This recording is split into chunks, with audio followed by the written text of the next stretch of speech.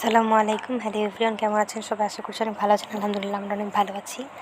তো আজকে নানাবাড়ির উদ্দেশ্যে রওনা হলাম। আমরা বাসা থেকে বেরিয়ে এসে চৌরাস্তা থেকে ফরিদপুর যাব, এই জন্য বাসে উঠে গিয়েছি। তো তারপরে আমরা কিন্তু ফরিদপুর যে রাজবাড়ির রাস্তার মোড়ে যাব, সেইখান থেকে আমরা বাসে উঠব।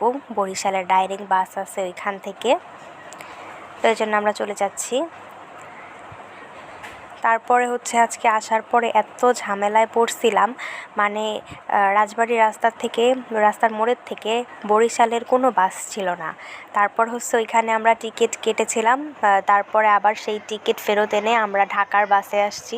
তো ঢাকার বাসে করে কিন্তু আমরা ভাঙা চলে আসছি। ভাঙা আসার পরেও আমরা কোনো গাড়ি পাচ্ছিলাম না বরিশাল আসার। তারপরে ওইখান থেকে এইখানে ভ্যানি কাউন্টারে আসছি। ভাঙা কিন্তু আমাদের ওই যে উপরে যে ফ্লাইওভারটা আছে ওইখানে নামিয়ে দিয়ে গেছিলো। তারপরে ওইখান থেকে আমরা ভ্যানে আসছি কাউন্টারে, এখানে দাঁড়িয়েছিলাম বাসের জন্য, দেখা যাক কোনো বাসের দেখা পাই কিনা। আসলে আজকে এত ভিড় আমি আম্মুকে বলতেছিলাম যে বরিশালের মানুষজন কেউ হয়তো বাড়িতে যায় নাই, সবাই মনে হয় ঈদের পরেই যাচ্ছে। তো তারপরে অবশেষে কিন্তু বাস একটা পেয়ে গেছি। বাসে ওঠার পরে অনেকক্ষণ পিছনে বসেছিলাম, সামনে কোনো সিট পাই নাই। তারপর সামনে আম্মু ডাকলো, বললো যে এখানে সিট ফাঁকা হয়েছে, এখানে আসো। তারপরে এসে বসে আমি খুব খারাপ লাগতেছিল, অনেকক্ষণ পিছনে বসেছিলাম। তারপর কিন্তু আমি পেয়ারা পেয়ারা কিনে খাচ্ছিলাম আমি আর মহিবুল্লাহ। আর বাইরের সিনগুলো একটু আপনাদের সঙ্গে শেয়ার করতেছিলাম। সেদিনকে গাড়িতে এত ভিড় ছিল, কি আর বলবো। আমরা যে প্রথমে উঠে দাঁড়াতে যে জায়গা পেয়েছিলাম এটাই অনেক ভাগ্য, অনেকে দাঁড়াতেও জায়গা পায় নাই। অবশেষে কিন্তু আমরা বসার জন্য জায়গা পেয়েছি। তো পেয়ারা খাওয়ার পর এখন সবাই কিন্তু ডাল ভাজা খাচ্ছিলাম। তো তারপর খাওয়া দাওয়া করতে করতে কিন্তু আমরা নথুল্লাবাদ এসে নেমেছি। নথুল্লাবাদ থেকে আমরা জেলখানার মোড়ে এসেছি অটোতে। তখন আর ক্যামেরা অন করা হয়নি। জেলখানার মোড় থেকে এখন আমরা তালতলি চলে যাব, শায়েস্তাবাদ আর কি। ওইখান থেকে আমরা খেয়ায় করে ওপারে যাব। সেই জন্য আমরা চলে যাচ্ছি, অটোতে উঠেছি। আর বাড়িতে যাওয়ার জন্য কিছু মালটা এবং আঙুর ফল টল নিয়ে নিয়েছি। তো এখন চলে যাচ্ছি শায়েস্তাবাদ খেয়ার পাড়ে। এটা নতুল্লাবাদ থেকে আমরা জেলখানার মোড়ে গিয়েছি, জেলখানার মোড় থেকে এখন শায়েস্তাবাদ খেয়াঘাটে যাব। তারপর কিন্তু আমরা ওইখানে শায়েস্তাবাদের যে খেয়াটা, তো আমরা ওই খেয়াঘাটটা যাব। আমার ভাই বসে বসে দেখতেছিল যে আপি ব্রিজটা অনেক সুন্দর, একটু দেখো। তো দেখতেছিলাম, আর সাইডের ভিউগুলো অনেক সুন্দর ছিল। আর এখানে দুই পাশে দুইটা রেস্টুরেন্ট ছিল, রিভার সাইড রেস্টুরেন্টটা একটা, আরেকটার নামটা আমি গাড়িটা খুব স্পিডে যাওয়ায় আমি নামটা খেয়াল করতে পারি নাই। তবে রেস্টুরেন্ট দুইটাই অনেক সুন্দর। কিন্তু যেহেতু আমরা জার্নি পথে ছিলাম, তো যাওয়ার পথে তো আর রেস্টুরেন্টে ঢোকা যায় না। সময় সুযোগ পেলে অবশ্যই আসবো। তারপর কিন্তু আমাদের আমরা খেয়াঘাটে চলে আসছি। এইখান থেকে নামার পর আমি, আমার ভাই, আম্মু পিছনে ট্রলি নিয়ে আসতেছিল।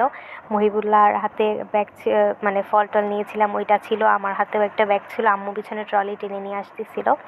তারপরে যে আমরা কিন্তু খেয়াঘাটে আসছি। খেয়াঘাটে আসলাম আমরা। আসার পর এখন দেখতেছি কিন্তু খেয়া ওই পার থেকে একটা চলে আসছে। এখন আমরা এই খেয়াতে উঠবো। তো প্রথমে আম্মু উঠবে, আম্মু কিন্তু ট্রলি নিয়ে উঠে গেছে। এখন মহিবুল্লাহ উঠতেছে, তারপর আমি উঠলাম।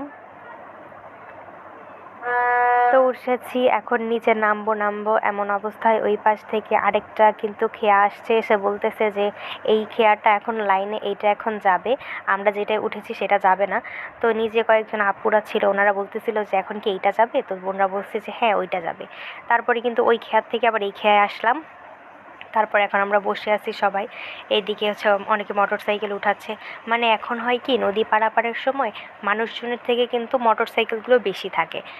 আমরা লোক দেখা যায় 5-7 জন, তার মধ্যে 5 জনারই মোটর সাইকেল, তো মোটর সাইকেল 5টা এরকম থাকে। তারপরে সবাই মিলে বসে পড়লাম। অনেক রৌদ্র ছিল। আমাদের খেয়া কিন্তু ছেড়ে দিয়েছে, ঘাট থেকে ছেড়ে দিয়েছে। এখন আমরা বিপরীত ঘাটে যাব। তো এই নদীটা কিন্তু বেশ খানিকটাই বড়। আর এখানে সবাই আশা করতেছে যে এখানে যদি একটা ফেরি হয়ে যায়, তাহলে আমাদের বরিশালের মানুষের আসতে আর কখনো নদী টদী পার হওয়া লাগবে না, ওইসবের কোনো ঝামেলা থাকবে না। তো দেখতে দেখতে কিন্তু আমাদের খেয়া এই পারে চলে আসছে। এখন সবাই নামার জন্য খুব তাড়াহুড়া করতেছিল। তো আম্মু বলতেছিল যে আস্তে ধীরে নামি। তারপরে যে আম্মু আস্তে আস্তে নামতেছিল, মহিবুল্লাহ আগে নেমে গেছে। তারপর আমি নামতেছিলাম আস্তে আস্তে করে। তো এখানে নামলাম, নামার পরে হচ্ছে এই পাশে আসছি। আর আসার পরেও আজকে এই খেয়াটায় অনেক ঝামেলা হয়েছিল, মানে আমরা অনেক সময় দাঁড়াইছিলাম কিন্তু কোনো অটো পাচ্ছিলাম না। আর এখানে বেশিরভাগ যাত্রী কিন্তু মোটর সাইকেলে চলে যাচ্ছিলো, কিন্তু আমাদের সাথে যেহেতু মানে অনেক জিনিসপত্র ছিল এই জন্য আমরা আর মোটর সাইকেলে উঠতে পারি নাই। আর তাছাড়া আম্মু আর আমার মোটর সাইকেলে উঠতে অনেকটা ভয় লাগে। তো তারপরে বেশ খানিকক্ষণ সময় দাঁড়ানোর পরে একটা ভ্যান দেখতে পেলাম, এই ভ্যানের মধ্যে কিন্তু আমরা উঠে চলে আসছি। মানে আজকে এত একটা ঝামেলায় পড়ছি, আমরা এর আগে যতবার বাড়িতে আসছি কখনো এরকম ভিড়ের মধ্যে পড়ি নাই, এত একটা ঝামেলায় পড়ি নাই। তো এইবার অনেকটাই ঝামেলায় পড়েছিলাম। তারপরে ভ্যানে রিল্যাক্সে আসতেছিলাম, চারিপাশের হাওয়া লাগতেছিল, মানে অনেক দিন পর গ্রামে আসছি তো আলাদা একটা অনুভূতি পাচ্ছিলাম আমি। চারিপাশে পাখি ডাকতেছিল, অনেক সুন্দর একটা অনুভূতি। আর এখন আমরা যে ব্রিজটার উপর দিয়ে যাচ্ছি এর নাম হচ্ছে কদমতলী ব্রিজ বলা হয় এখানকার। মানে এখানে যে নদীটা ছিল সেই নদীটাকে হচ্ছে কদমতলী নদী বলা হতো। তো এই নদীতে অনেক মানে উপরের ব্রিজটা হয় আমাদের বরিশালের মানুষদের অনেকটা সুবিধা হয়েছে মানে বাড়িতে যাওয়ার জন্য। আর এখানে কিন্তু আগে একটা নদী ছিল, এই নদীটা অনেকটা ছোট, এজন্য এখানে হচ্ছে নৌকা দিয়ে আগে পার হইতে হতো, কিন্তু এই ব্রিজটা হয় আমাদের অনেকটা সুবিধা হয়েছে। তারপরে আসছি, বাড়ির সামনে আসার পর দেখতেছি আমার নানা ভাই সকালবেলা যখন শুনছে যে আমরা হচ্ছে বরিশালের কাছাকাছি আসছি, আমার নানা ভাই সেই সকালবেলা নাকি 1 কাপ চা খাইছে, তারপরে থেকে সে না খাইয়ে রয়েছে যে নাতি নাতনি আসবে তারপর সবার সাথে খাবে। তো আসার পর খাওয়া দাওয়া হয়েছে, তারপর আর ক্যামেরা অন করা হয় নাই, রেস্ট নিয়ে সন্ধ্যার সময়। তো এখন হয়েছে যে তরমুজ কাটা হচ্ছে আর আমরা ফল টল আনছিলাম, ওই সব হচ্ছে খাওয়া দাওয়া হচ্ছে। তো এই ভিডিও আজকের এই পর্যন্ত।